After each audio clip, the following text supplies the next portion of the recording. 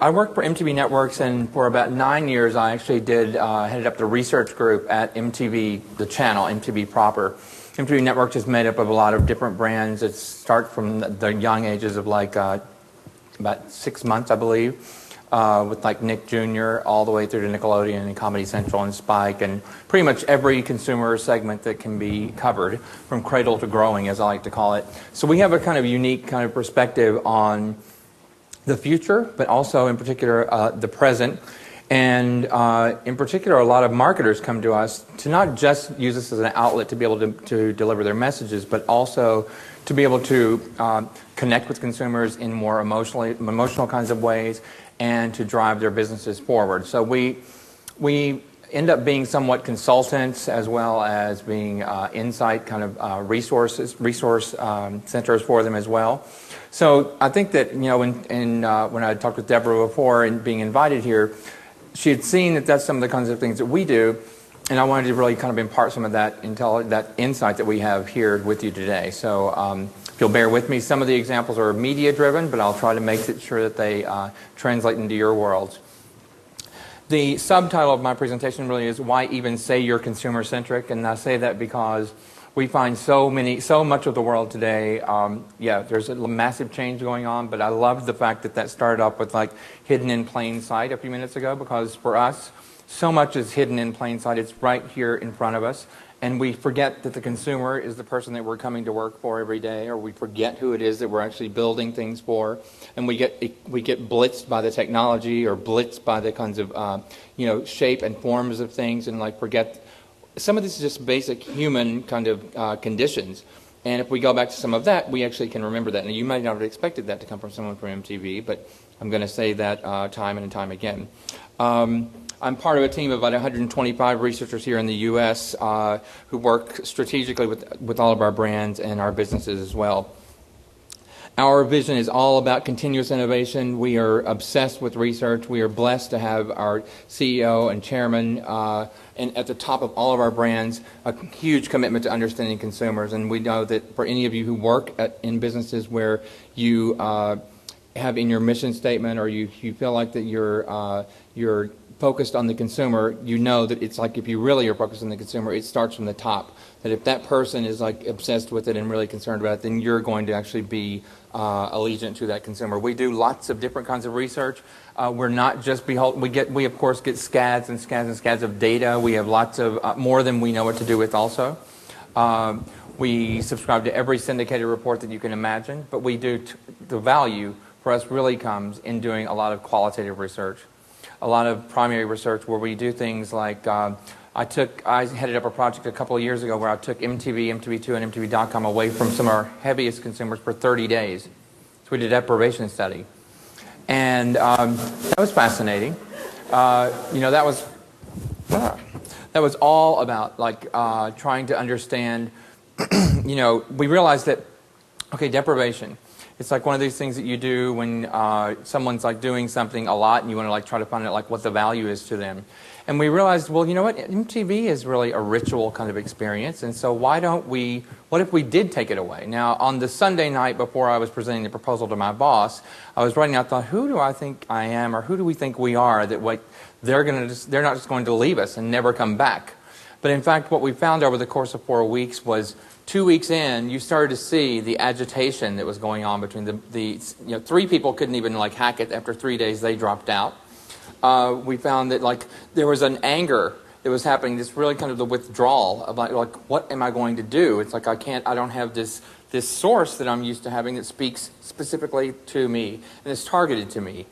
About 4 weeks into, on the 4th week, at the top of the 4th week, they could see the light at the end of the tunnel, and actually you saw a lot more relief, but they really couldn't wait for the time to be over with. The interesting thing in there was, we did that really with us in mind. Now that's an example where we were half mistaken and half right on the point. It was all about us when we went into to do that study. But one thing that we did find out was they missed the advertising. For us, that was like, that's so strange, because who in the world talks about the fact that they really like advertising?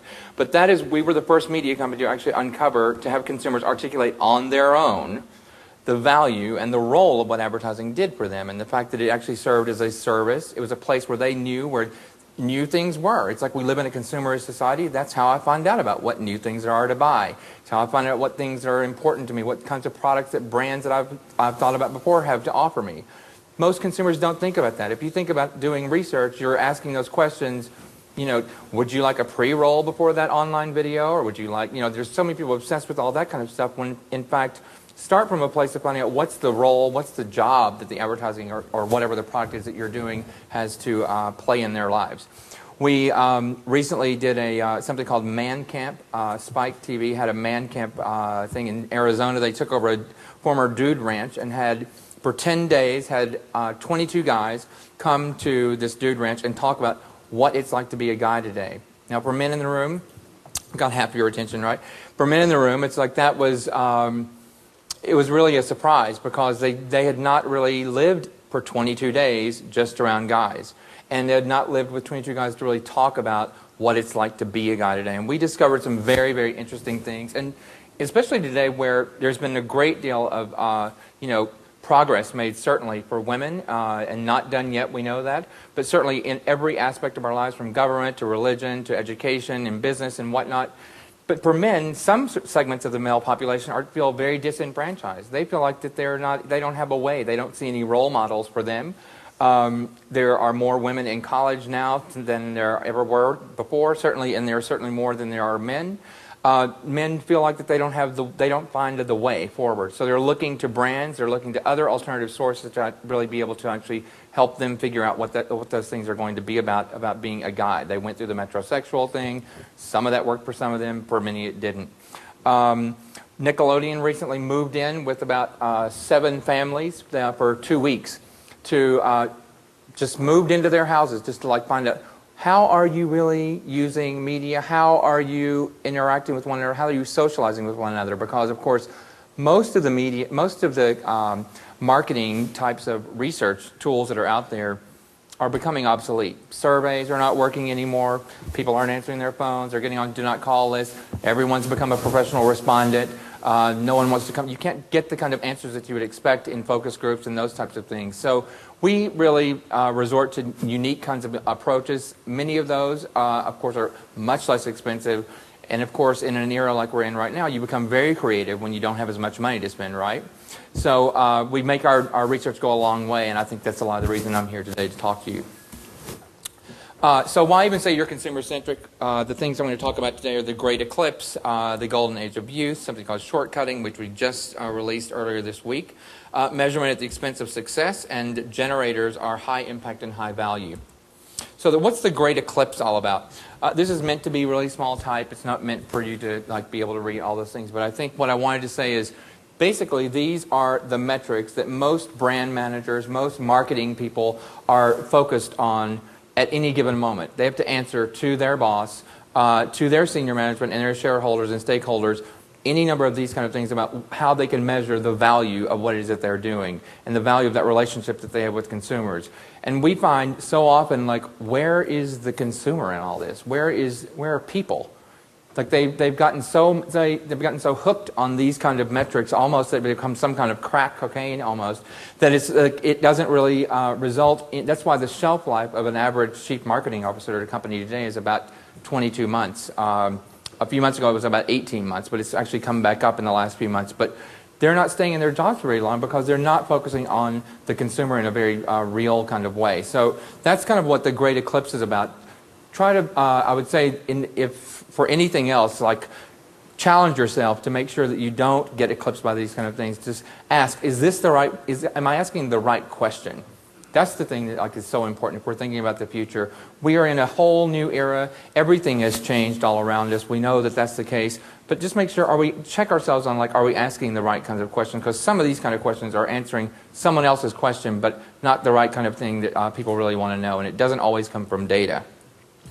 The Golden Age of Youth is a study that we just recently completed, the largest study of its kind among the ages of 14 to 34-year-olds all around the world in 18 countries. It was about 43,000 people. And basically what we set out to understand, we knew that what was happening was, let's go back, I'll show you that in a second. What we had seen was happening was actually that there were an increasing number of, there was a sense of like everyone wanted to live longer and wanted to like no one wanted to get old, no one wanted to age, as we heard earlier today. What that means for like brands and for services and products and things like that is that you need to like appeal to that. You can't just expect that like they're going to keep carrying those kind of like the same expectations forward as they did when they were a kid.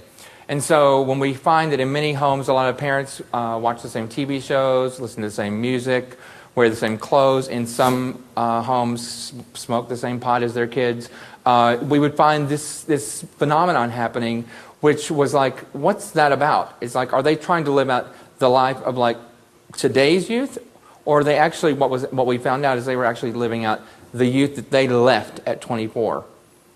And it's like there was this pause button that was put on. At 24 is about the age when people stop, when they just don't have the capacity, because there's so many other pressures from life, they don't have the capacity to take much more in. And so you find that musical genres, people tend to like settle in on like one or two that I like. I'm not really experimenting with as many things like that. I don't have as many friends as I once had. I don't do as many things. And that's because of a lot of other reasons. But this whole notion about how they relate to their youth and how they perceive youth is oftentimes there's a pause button put on, and their whole frame of reference is then. So it's not just, they're not wearing like the latest clothes to be like fresh today. Their version of it is from 1987 or 1997 or things like that, which is why young people are like, they look at them so in such an odd kind of way. Most recently, we just finished a study on politics. We had an event earlier this week called the Election Effect. Actually, it was Monday. And we set out to basically try to understand 18 to 24-year-olds' attitudes about politics and in the U.S. and to understand kind of what are the things that are most important to you in the next president. And we felt like that was really important to talk about here today, because the election represents a terrific opportunity to see how people, media, and socialization all kind of work together in a very tightly concentrated amount of time, right? Because it's like there's like a goal at the end of it, and everyone's like buzzing about it, and like something, people are all focused in the same direction, a forward kind of direction. The interesting thing is of course at the top of that list was integrity, which didn't surprise us. That's really what the job is about. But interestingly enough, like experience didn't show up until almost, it was next to the bottom. We looked at these 12 different attributes. And for us, we found that when they talked about what experience was about, it's not about it's almost like they look at the world moving forward as it is very new. All the experience that's been held before, I can get in a very quick amount of time, as we heard today. It's like I can get up to the speed on that in no time. I can Google it, or I can get in touch with my professor, or whatever kind of groups that I have assembled as my own trusted resources. But in fact, no one has that experience for what it is about moving forward. So that's why if any of you have Gen Yers or millennials working for you, you know that they're quick to want to like have a seat at the table. They want to advance quickly. They want to have feedback on like how they're performing. They want all those things that for some of us can be a bother in terms of delivering performance reviews. But they expect it because they've grown up with achievement being an extracurricular activity. In many of their high schools, it's like we've been in some high schools where we've seen 37 valedictorians.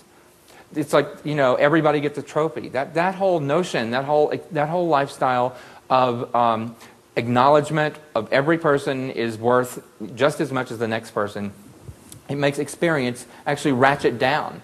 So as we think about like traditional brands, traditional kinds of products and things like that we're delivering for people, recognize that the emerging kind of workforce, the emerging generation, of course, doesn't look at things like they don't translate the notion of tradition and those kind of things in the same kind of way. Sorry about this.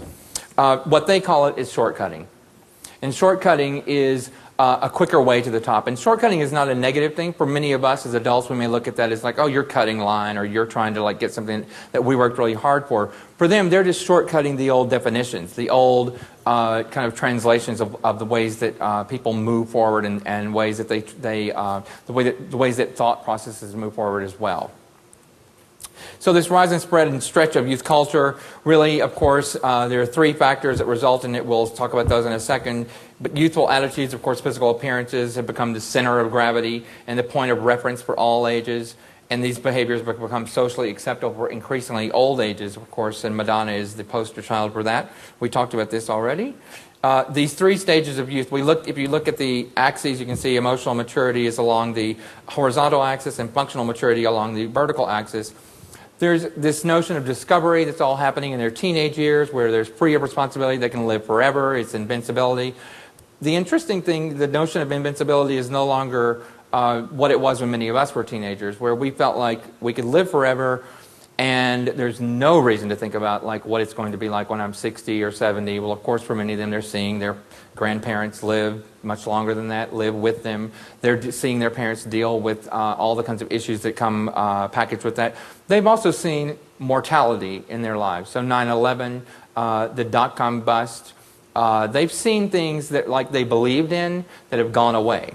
So this notion of discovery is one that is measured, I would say. It's not as like just a free-for-all like it once was, which makes them seem like somewhat like that kind of age compression. They're more like adults, but it's something that's really important to factor in. The next stage that we found is really this group of late teens and early 20s where it's more about experimentation. This is much more classic where we've seen people developing their sense of identity in a much more active kind of way, of course. With the internet, they're able to do that in an accelerated kind of way. Certainly sexuality, expression, visual kinds of cues and things like that come forward in a much quicker kind of way. And so media plays a much bigger role in terms of their ability to develop their sense of identity. This golden age, which is, can seem kind of like bizarre, like golden age of youth. That doesn't, I think golden 50 plus or something like that. But really, they're holding on to youth in a big way because many of them actually are living back at home with their parents. And if you know, it's like about 36% of people 18 to 24-year-old actually still live at home with their parents or have gone back to live home with their parents if they've left home. They've achieved somewhat of an emotional maturity and they have this perspective of who they are and where they fit in. But they're really kind of challenged with like everyone around, many people around me are like moving forward with like having families and doing all these kind of things that like would make me be more, seemingly needing to make me be more mature. But actually I want to like stay young. I actually want to stay youthful. So there's an internal battle that's going on. And I think a lot of businesses and brands and services don't always think that through and they just expect that consumers are just going to skip right past that, and I think that it's a very important thing, and we're just beginning to like understand this in a much deeper way as we talk with other brands, and from the P&Gs and Crafts of the world all the way to Reeboks and Nikes and people like that.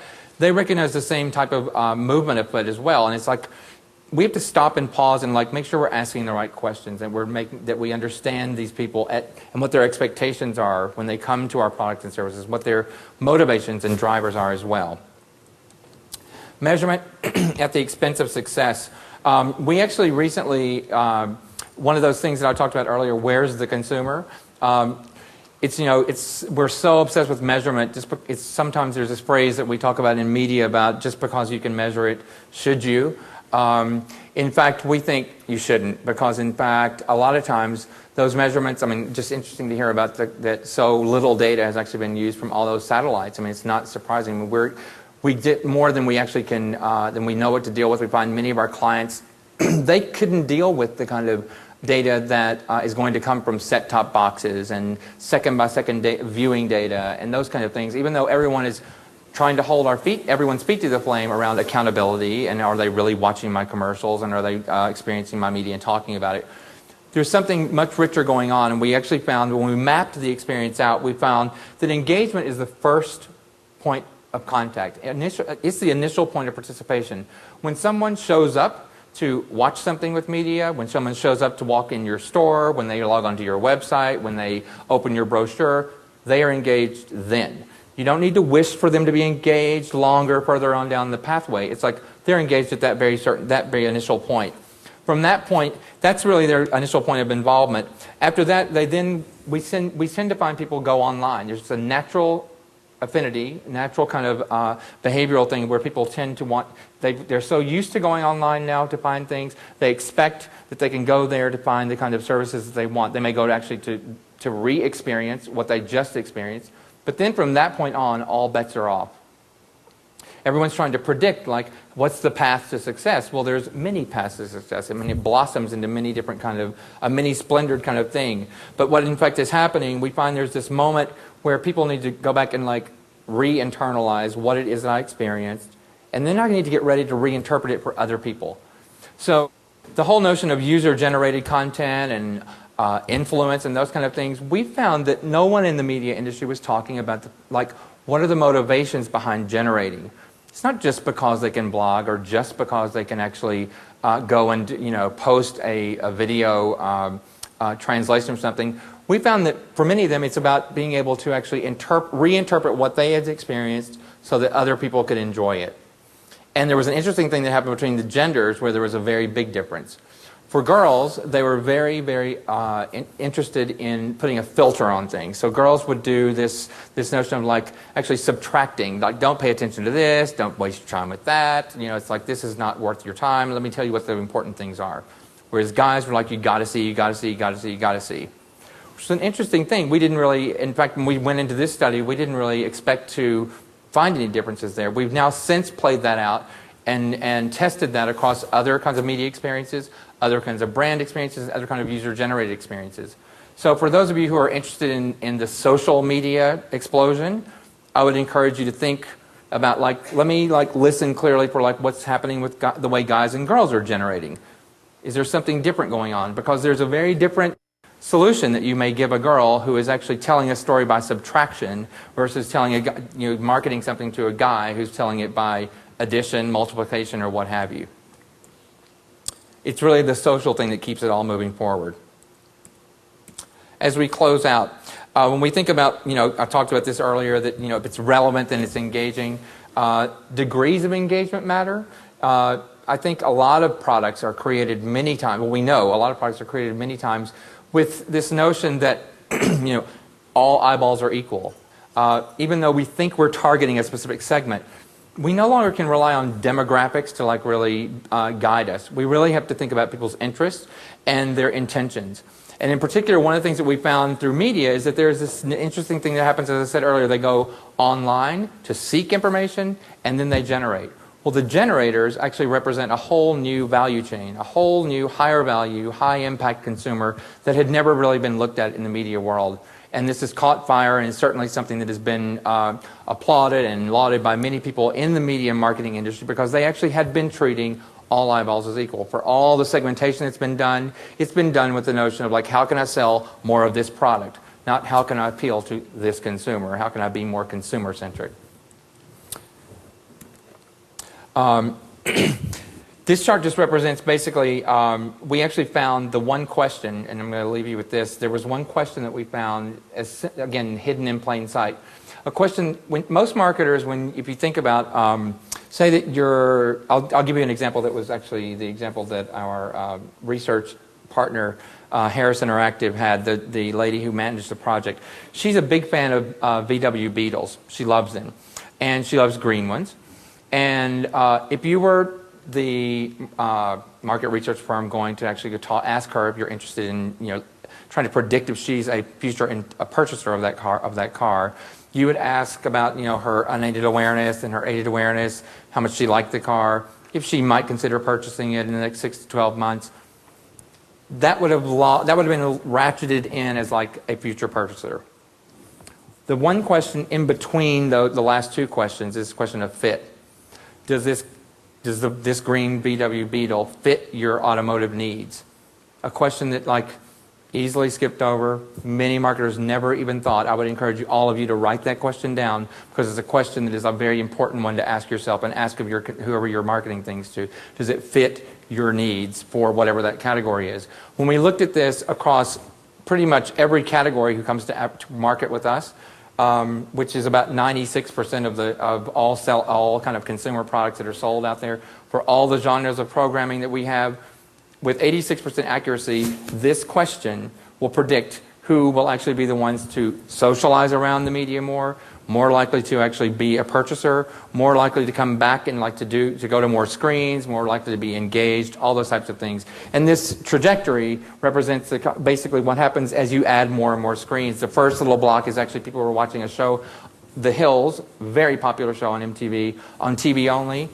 And what you can't see is the 30% of these people said that the show fit their entertainment needs. When you add on the people who actually saw it on TV and then sought information, it jacked to 55%. And then when you added on the people who actually can go and generate and create an avatar, it went to 78%. So that's like, and in fact the N number that's at the bottom of this goes from 210 to 67. But this is the first time in the media world where we've actually proven the long tail that fewer and fewer people are in greater and greater value. So it pays to actually know who these generators are. And so these generators are people that we want to get to know. And so marketing teams can turn that 67 people into 670 next week, 6,700 in 3 weeks, to 67,000 in 6 weeks. That's where someone's going to pay you a lot more money for those people, but also where you're going to actually be able to predict what their behavior is in a much bigger and more meaningful kind of way. Just some quotes about them. I think you guys will get a copy of all this. When we ask the generators what things drive you, another hidden in plain sight. The primary thing that's driving generators is to talk. Not to go online and blog, not to email, not to instant message, not to text, but to talk on the phone or in person. Another thing that like we all skip right past and don't think about the fact that how can we get people to talk about our product when they're in line at the grocery store, when they're talking to their friend at church, or whatever it may be. And then, of course, find out what those motivations are. All these bars represent each of those things of TV only, TV plus seeking, TV plus generating and creating an avatar in this instance. But the same stepwise pattern goes just to show you the proof of the way the model works as well. So why even say that you're consumer centric? Like, pay attention to this great eclipse. Don't be eclipsed by the measurements and all the things that like your bosses want you to pay attention to. Challenge them and say, let's make sure we're asking the right questions. Understand that there is a new kind of golden age of youth, and that shortcutting is a new way to redefine or define experience. Don't let measurement come to us at the expense of success. We may have success right in our midst, of course. And finally, recognize that generators, not just user generators, but generators are actually of high impact and high value. With that, I thank you.